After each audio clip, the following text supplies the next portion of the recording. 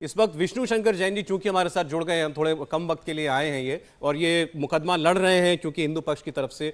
देखिए जैन साहब, पहले तो स्वागत है आपका, आपके लिए बड़ा दिन है आज। लेकिन जो दूसरी ओर से सवाल उठाए जा रहे हैं वो ये उठाए जा रहे हैं कि ये फैसला गलत है और 91 के एक्ट का जो बेसिक उसकी पीछे की वजह थी वो ये थी कि इस किस्म के विवाद अब खत्म होने चाहिए।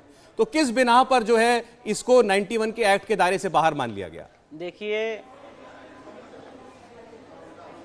देखिए सबसे पहले सौरभ जी आपको बहुत बहुत नमस्कार और अश्वनी भाई को बहुत बहुत नमस्कार। सबसे इम्पोर्टेंट बात यह है कि जो लोग प्लेसेस ऑफ वर्शिप एक्ट का इस देश में मिसनोमर फैला रहे थे और ये कह रहे थे कि मंदिर रेस्टोर नहीं हो सकते हैं क्योंकि प्लेसेस ऑफ वर्शिप एक्ट से बाहर है, और मैं शुरू से आपके चैनल के माध्यम से कहता चला आया हूं कि places of worship act blanket ban नहीं लगाता है।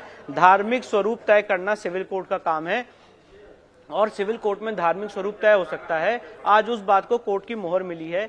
सबसे इंपॉर्टेंट बात यह है, कोर्ट ने बात कही है अपने जजमेंट में कि नवंबर 1993 तक हिंदू पक्ष के लोग यहाँ पे पूजा करते चले आ रहे हैं, ऐसा एवरमेंट उनके प्लेंट में है और इसीलिए प्लेसेस ऑफ वर्शिप एक्ट इस केस को बाधित नहीं करता है। ये बहुत महत्वपूर्ण बात है क्योंकि प्लेसेस ऑफ वर्शिप एक्ट को इस तरह से प्रोजेक्ट किया गया है और ये एक ढिंडोरा पीटा गया, मिसनोमर फैलाया गया पूरी सोसाइटी में कि प्लेसेस ऑफ वर्शिप एक्ट आने के बाद किसी मस्जिद का जो मंदिर को तोड़ के कन्वर्ट की गई है, मस्जिद बनाई गई है, उसका रेस्टोरेशन नहीं हो सकता। और ये बात मैं आपके चैनल के माध्यम से हमेशा कहता आया हूं कि मंदिर का धार्मिक स्वरूप कभी भी खत्म नहीं होता है। आप मेरे मंदिर में आ जाओ, घुस जाओ, नमाज पढ़ लो, उसको कन्वर्ट कर दो, पर समय के अंत तक वो मंदिर रहेगी। और जो बीके मुखर्जी साहब का हिंदू लॉ है, जो पीवी काणे साहब का हिंदू लॉ है, वो सारे हिंदू लॉ, सुप्रीम कोर्ट का जजमेंट जो राम मंदिर केस में, वो सारी बातें प्रिवेल करेंगी। और मैं एक बात कहना चाहता हूं सौरभ जी, लोग बड़ी आसानी से बात सुन लेते हैं, मान लेते हैं, एक्सेप्ट करते हैं, ग्रह करते हैं कि once a mosque always a mosque. अगर एक बार कोई संपत्ति वफ की होगी तो हमेशा वफ की रहती है। पर जब हम लोग ये बात बोलते रहते थे कि एक बार कोई संपत्ति हिंदू मंदिर की हो गई तो समय के अंत तक हिंदू मंदिर की रहेगी, देवता की रहेगी, भगवान की रहेगी, राजा भी उसको नहीं ले सकता है, इस बात को कभी तवज्जो नहीं दी जाती थी। तो मुझे लगता है आज उन सारी कॉन्ट्रोवर्सीज का विराम हुआ है। और जो लोग ये कोशिश कर रहे थे कि काशी मथुरा के केसेस में प्लेसेस ऑफ वर्शिप एक्ट को अट्रैक्ट करके उसको बार किया जाए, उसको खत्म किया जाए, आज उन सारी चीजों को विराम मिला है। ठीक, वारिस जी जवाब दीजिए।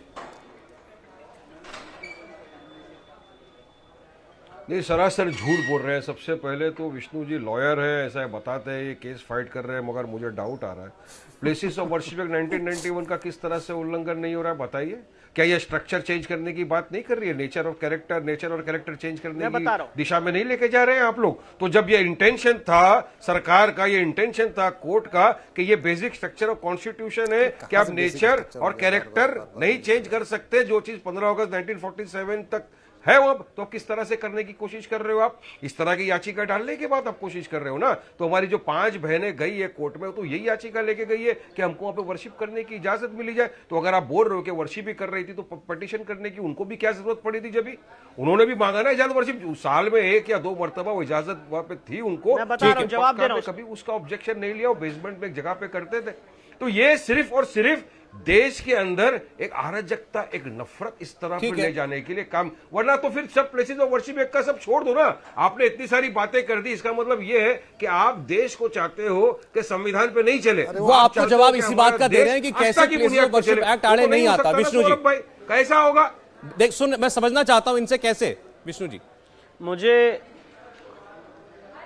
मुझे वारिस भाई ने पर्सनली अटैक किया और टारगेट किया कि वो डाउट कर रहे हैं कि मैं ये केस लड़ रहा हूं कि नहीं लड़ रहा हूं। वारिस भाई, मैं इस समय बनारस के सिविल कोर्ट में बैठा हूं, इन 4 महिलाओं की तरफ से मेरा वकालतनामा है और शुरू से केस लड़ता चला आया हूं। अगर आपको डाउट है तो आप डाउट कर सकते हैं। मुझे तो डाउट है कि आप वकील हैं कि नहीं है, मुझे इस बात का डाउट है क्योंकि अभी आपने खुद ही कहा कि तहखाने में हिंदू पक्ष पूजा करता चला रहा था।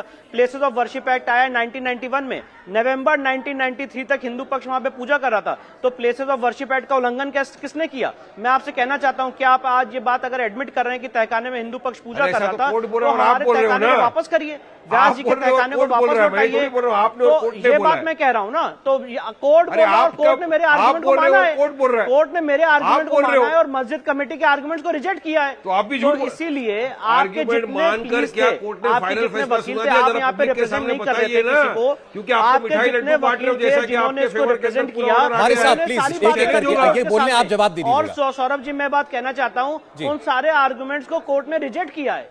और सबसे इंपॉर्टेंट बात है सौरभ जी, इन्होंने एक मसला निकाला कि वक्फ एक्ट 1995 से केस बाधित है और ये सारा मसला वक्फ ट्राइब्यूनल जाना चाहिए, जो एक शरिया कोर्ट है, और वहां पे देखना चाहिए। कोर्ट ने उस आर्गुमेंट को भी रिजेक्ट किया और जो हमारी स्ट्रॉन्ग लीगल प्लीडिंग थी और रिसर्च थी, जिसमें सुप्रीम कोर्ट के जजमेंट्स का हमने हवाला दिया और ये बात कही जस्टिस काटजू के जजमेंट की कि जहां पे हिंदू और मुस्लिम के बीच का झगड़ा होता है वो वक्फ ट्राइब्यूनल नहीं जा सकता है, उसको सिविल कोर्ट ही देखेगा। और जो इन्होंने डॉक्यूमेंट फाइल किए थे वक्फ नंबर 100 के, वो मस्जिद आलमगीर के हैं जो बिंदु माधव मंदिर को तोड़ के बनाई गई, इस मस्जिद के लिए है ही नहीं। ये सारे तथ्य हैं जिसके आधार पर फैसला आया है। अगर वारिस पठान साहब को इससे दिक्कत है तो इसके खिलाफ अपील फाइल करें, और अगर ये वकील हैं तो इस केस में इनको अपीयर होना चाहिए था। मुझे तो आज तक कभी ये कोर्ट में दिखे नहीं। यहाँ पे उल्टा मेरे आप चीजों पे प्रश्न चिन्ह उठा रहे हैं। मेरे चीजों पे प्रश्न चिन्ह उठाते समय आप ये मान के चलें कि आपके ऊपर भी 4 उंगलियां उठ रही हैं। इंडिया टीवी हर वक्त हर जगह डाउनलोड करने के लिए सर्च करें India TV news Google play store या ऐप स्टोर पर।